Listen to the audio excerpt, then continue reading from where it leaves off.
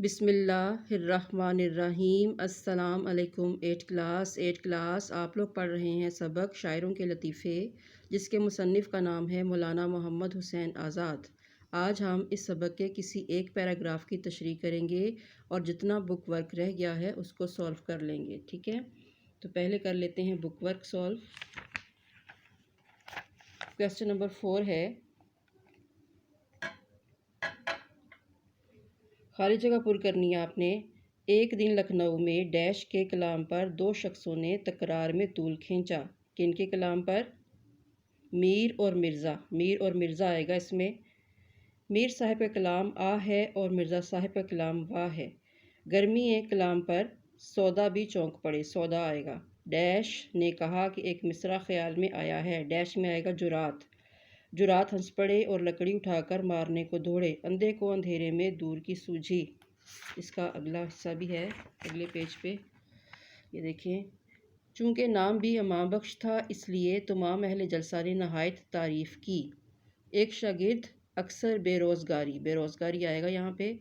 ایک شاگرد اکثر بے روزگاری کی شکایت سے سفر کا ارادہ کیا کرتے تھے، ظاہر کیا کرتے تھے، ٹھیک ہے۔ ایک دن معمولی دربار تھا، ابراہیم ذوق بھی حاضر تھے۔ ابراہیم ذوق آئے گا اس میں۔ انہوں نے آہستہ آہستہ بادشاہ سے کچھ کہا اور رخصت ہوئے، ٹھیک ہے۔ خالی جگہ پر ہو گئی۔ اس کے بعد ہے جی متضاد یعنی الٹ، کمال کا زوال، طرفدار کا مخالف، گرمی کا سردی، مطلع کا مقطع، خاص کا عام، بے روزگاری کا روزگاری یا روزگار۔ آگے الگ کرنے ہیں مذکر اور مونس۔ کلام، کلام پڑھا گیا، مذکر ہے۔ تکرار ہوئی، مونس ہے۔ طول کھینچنا، طول کھینچا گیا، یہ کیا ہے؟ مذکر ہے۔ آہ مونس ہے۔ قیامت مونس ہے۔ شور مذکر ہے۔ چراغ مذکر ہے۔ تعریف مونس ہے۔ قدرت مونس ہے۔ زلف مونس ہے۔ مصرع مذکر ہے۔ مزاج مذکر ہے۔ تسبیح مونس ہے۔ شکایت مونس ہے، ٹھیک ہے۔ اب آگے ہیں اعراب۔ اعراب لگائیں۔ کاف زبر کا، میم زبر ما، کا ما ل، لام کے اوپر جزم، میم زبر ما، توئیں زبر تا، میم زبر توئیں مت، لام زبر عین لا، مت لا، ٹھیک ہے۔ میم زبر توئیں، توئیں کے اوپر کیا ہے؟ جزم ہے، اور لام کے بعد عین کے اوپر بھی جزم ہے۔ چاراغ، چے زبر چا، رے زبر راہ، چاراغ، غین کے اوپر جزم ڈالیں۔ اشتیاق، الف زیر شین، اش تے زیر تے، اشتے، یہ الف یا اور کاف کے اوپر جزم، اشتیاق۔ غنیمت، غین زبر غا، نون زیر یہ نی، غانی، میم زبر تے مت، غنیمت، ٹھیک ہے۔ یہ دیکھ لیں۔ اس کے بعد اسی پیراگراف کی ہم لوگ تشریح کریں گے۔ اس کا دیکھ لیں سٹارٹنگ اور اینڈنگ۔ ایک دن معمولی دربار تھا۔ معمولی دربار سے متعلق کیا مطلب ہے؟ معمولی دربار کہ معمول کے مطابق، ٹھیک ہے، ایز یوزول، اپنی خوشی سے آئے نہ اپنی خوشی سے چلے، یہاں تک۔ اس کے بعد یہ دیکھیں، واحد جمع الگ الگ کریں۔ کمال کا کمالات، شعر کا اشعار، مشاعرے، بیگمات کا بیگم، شخص کا اشخاص اور خدام ہے جمع کس کی ہے؟ خادم کی، خادم کا خدام۔ پیراگراف کالم فل کر لیں۔ آہ کو واہ کے ساتھ، پھپھولے کو دل کے ساتھ، ذرا کو ٹک کے ساتھ، مرزا کو سودا کے ساتھ، جرات کو انشاء کے ساتھ، ٹھیک ہے۔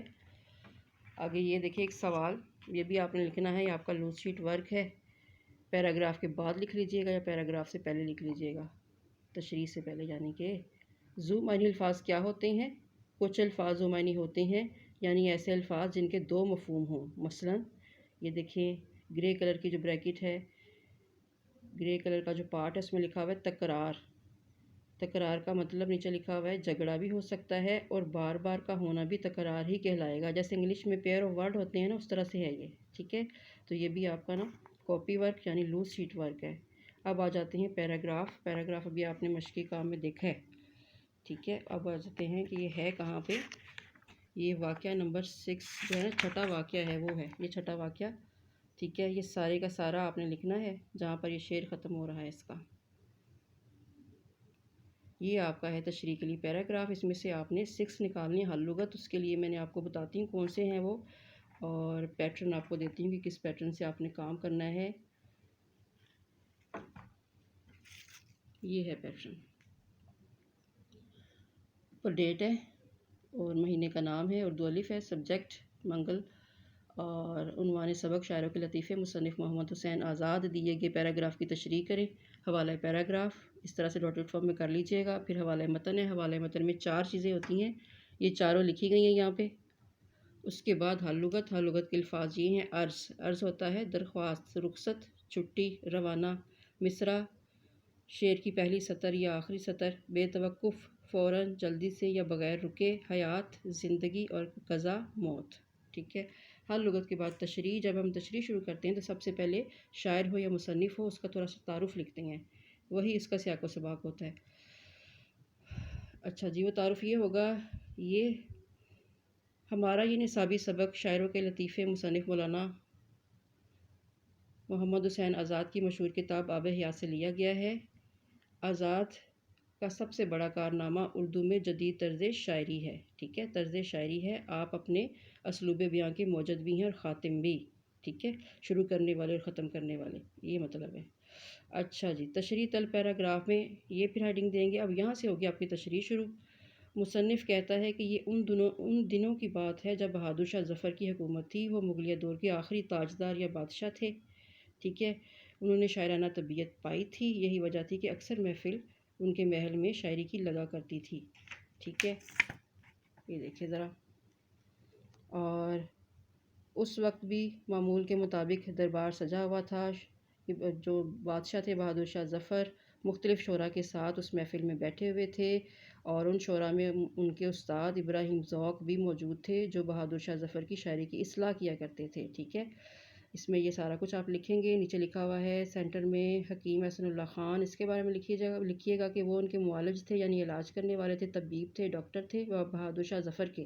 وہ بھی اس وقت اس محفل میں موجود تھے، شاعری سے لطف اندوز ہو رہے تھے، شاعری ہو رہی تھی یا شاعرانہ انداز میں لطیفے بھی چھوڑے جا رہے تھے کہ اچانک اس محفل میں ایک شہزادہ داخل ہوتا ہے۔ ٹھیک ہے، یہ سارا کچھ آپ نے نا اس میں مینشن کرنا ہے، اور اس کی جو تشریح آپ کریں گے وہ 3/4 پیج پہ پوری آنی چاہیے۔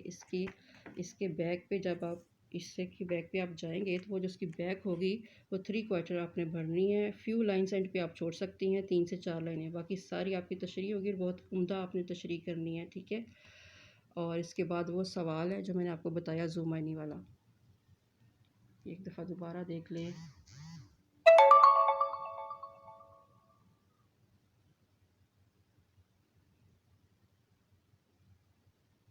اوکے، اللہ حافظ، ٹیک کیئر۔